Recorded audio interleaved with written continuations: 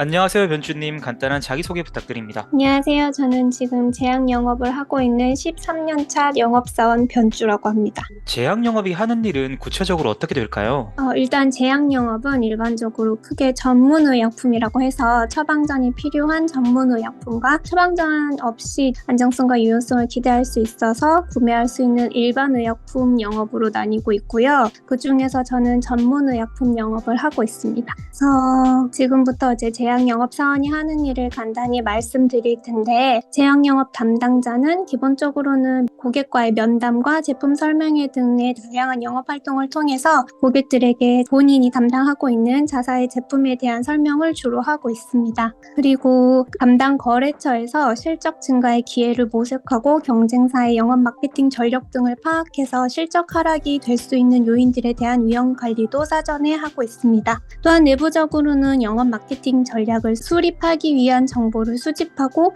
이를 활용하여 궁극적으로는 이 모든 활동을 통해 제품의 시장 점유율을 높이고 실적을 증가시키는 역할을 수행하는 것이 제약 영업사원이 하고 있는 일입니다. 제약 영업에 관해서는 편견들이 좀 있는데요. 술을 잘 먹어야 한다거나 남성 위주의 채용이 진행된다는 편견이 있는데 사실인가요? 제가 제약 영업을 하면서 주로 듣던 이야기인데요. 실제로 술을 잘 마신다는 것은 예전에는 제약 영업 이외에도 모든 산업군에서 큰 이점이었을 거라고 생각하긴 하는데 요즘은 또 꼭 그렇지만도 않고요. 영업에 있어 보다 중요한 것은 얼마나 성실하게 고객을 방문하고 제품에 대한 지식을 잘 전달하는지, 그리고 고객 요청에 얼마나 빠르게 피드백을 하는지, 마지막으로 오랜 기간 동안 고객과 신뢰 관계를 구축하는지 등이 중요합니다. 그리고 두 번째로 말씀하셨던 아직까지 제약 영업은 남성 위주의 채용이 진행되고 있는 것도 사실인데, 하지만 이제 각 회사가 보유하고 있는 제품군이나 조직 문화에 따라서 남녀의 채용 비율은 차이가 날 수 있습니다. 그렇고 단순히 남성 위주의 업무가 진행된다는 것에 초점을 맞춘다기보다는 그 회사의 조직 문화에 본인이 얼마나 잘 융화될 수 있는지가 이 업을 선택하실 때 좀 더 중요하게 고려하셔야 하는 사항이라고 생각을 하고요. 성별을 떠나서 조직 문화나 관리자 성향이 어떠한지 파악해서 본인이 적응할 수 있을지 없을지를 되도록 빨리 판단하시는 것을 추천합니다. 저는 감사하게도 좋은 분들과 일하였기 때문에 지금까지 경력을 이어올 수 있었다고 생각하지만, 만약에 이 업에 대한 시작을 염두하시는 분들이라면 앞서 말씀드린 것처럼 조직 문화와 관리자 성향을 좀 먼저 사전에 파악하시는 걸 추천을 드리고, 너무 편견 때문에 두려워하지는 않으셨으면 좋겠습니다. 제약 영업에 취업하기 위해서 유리한 전공이나 경험이 있을까요? 아무래도 생명공학이나 약학계통을 전공한다면 제품 이해도와 고객 면담 등에 있어서 업무를 수행하는 데 유리한 점이 있습니다. 하지만 제약 영업 취업에 있어서는 전문 자격증, 예를 들면 약사나 의사 등의 전문 자격증을 보유하고 있지 않은 이상 전공은 크게 무관합니다. 오히려 다른 업종이라도 영업이나 마케팅을 했던 경험이 있다면 취업에 유리하게 적용될 수 있습니다. 제약 영업 직무의 면접을 준비하는 방법에 대해서도 좀 알아보고 싶은데요. 신입과 경력이 좀 따로따로 있을 것 같습니다. 면접 준비 방법에 대해서 구체적으로 말씀해 주실 수 있을까요? 신입으로 입사를 희망하시는 경우에는 사소하더라도 조금 어려운 상황에서 문제를 해결하고자 노력했던 경험을 자세히 기록을 해주시고 이 부분을 조금 하이라이트 하시는 걸 추천드립니다. 제약 영업은 생각보다 규제도 많고 경쟁이 심한 곳이기 때문에 경쟁력이 월등한 몇 회사를 제외하고서는 기회보다는 위험 관리에 신경을 써야 하는 일이고, 그렇기 때문에 기존의 어려운 문제를 풀어냈던 경험이 있는 지원자가 눈에 띌 수 있는 확률이 높습니다. 특히 제약 영업 취업에 있어서는 면접이 중요한데요.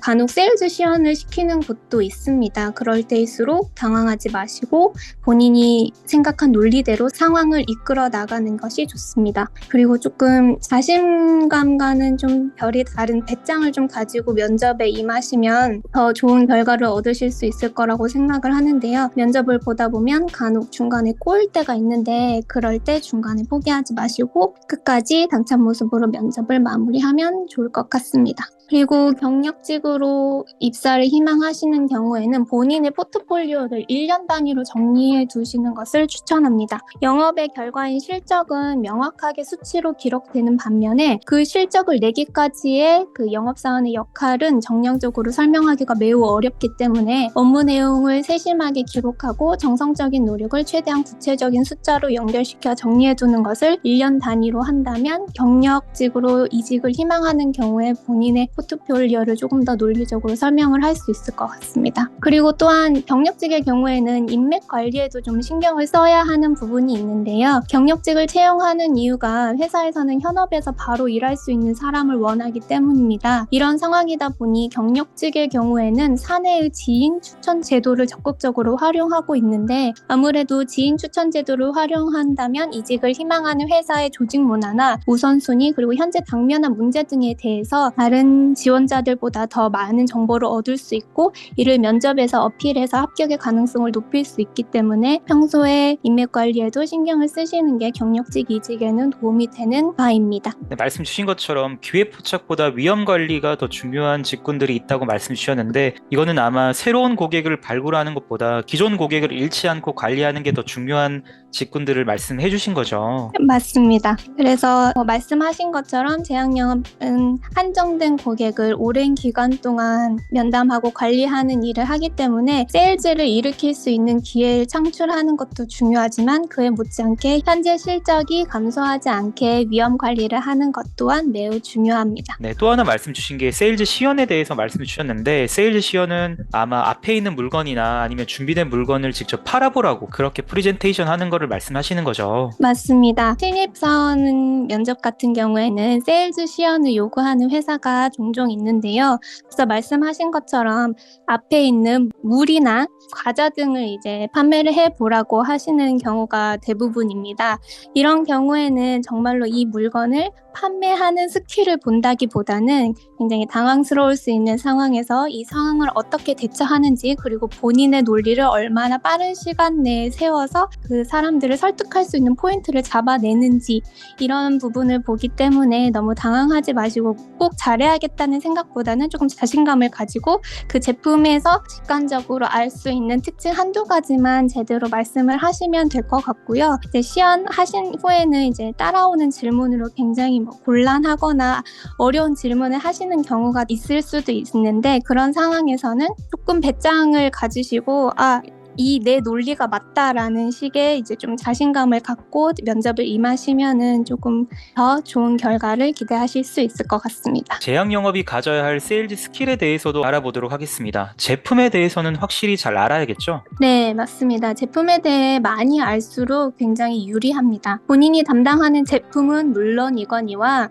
경쟁사 제품과의 특장점 차이, 그리고 해당 치료 시장에서의 최신 트렌드까지 숙지하고 있어야 합니다. 많이 알고 있어야 고객과의 면담에서도 다른 이들과 좀 차이를 낼 수 있습니다. 그렇다고 해서 영업사원에게 전문의 수준의 지식을 기대하는 고객은 거의 없기 때문에 너무 걱정하시지는 않아도 되지만 다만 고객이 질문하는 것에 대해서는 막힘없이 답변할 수 있는 정도의 수준을 유지하고 있으셔야 영업사원으로서의 경쟁력도 가질 수 있습니다. 제약 영업직은 마케팅 팀과도 긴밀한 협업이 필요하다고 들었습니다. 어떤 식의 협업이 영업에 도움이 될까요? 영업과 마케팅 부서는 뗄래야 뗄 수 없는 조직입니다. 마케팅 부서에서 영업 전략을 수립할 당시부터 영업 부서에서는 현업에서 해결해야 하는 우선순위와 실현 가능성에 대해 적극적으로 의견을 내고 마케팅 부서에서는 이를 반영하고 조율하여서 전체적인 영업 전략을 세웁니다. 이 전체적인 영업 전략이 세워지면 영업부에서는 이를 현장에서 바로 실행하는 역할을 하는데요. 그렇기 때문에 두 부서 간의 원활한 커뮤니케이션이 매우 중요합니다. 특히나 이제 대규모 심포지엄이나 제품 설명회를 기획하는 경우에도 일정 논의부터 연재, 주요 고객 초청까지 두 부서가 협업해야 성공적으로 업무를 진행할 수 있습니다. 또한 개별 영업 담당자 측면으로 볼 때에도 마케팅 부서에 본인의 고객을 적극적으로 어필할 수 있는 기회를 만들면 영업에 도움이 많이 됩니다. 예를 들면 저 같은 경우에는 고객이 자사의 제품의 경험이 조금 쌓이시면 이를 내부에 적극적으로 보고하고 내부 내부적으로 그 고객과 거래처에 대한 이미지를 제고하는 작업을 많이 했습니다. 이런 경우에 제품에 대한 자문을 구하는 경우 자연스럽게 제품 경험이 많은 고객 위주로 진행이 되는데, 그럴 때 그 고객이 자연스럽게 마케팅의 여러 프로그램에 참여하는 빈도를 이전보다 늘릴 수 있었고, 고객도 제품과 회사에 대해 더욱 자세히 알게 되는 선순환이 되어서 결과적으로는 매출이 증가한 경험이 있습니다.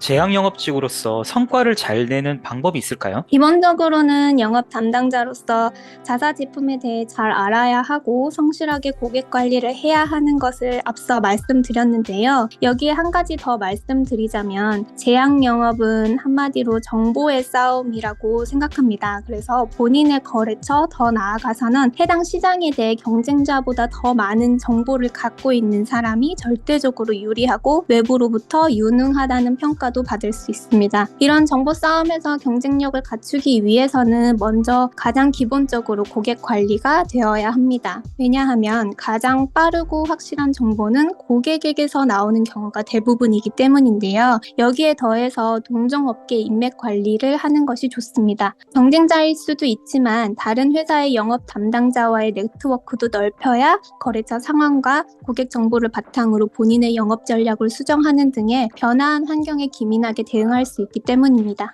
제약 영업직이 요즘은 어학 능력도 중요하다고 들었습니다. 어학 능력은 어떤 점에서 도움이 될까요?